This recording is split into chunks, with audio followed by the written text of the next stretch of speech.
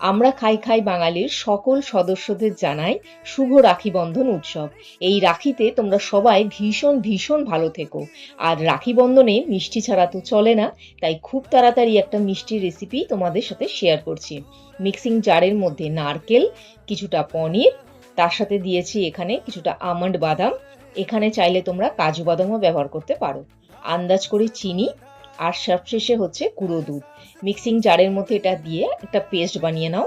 এবার আর কিছুই না, পেস্টটাকে একটা পাত্রের মধ্যে ঢেলে সেটাকে কিছুক্ষণের জন্য ফ্রিজারে রেখে দাও সেট হতে।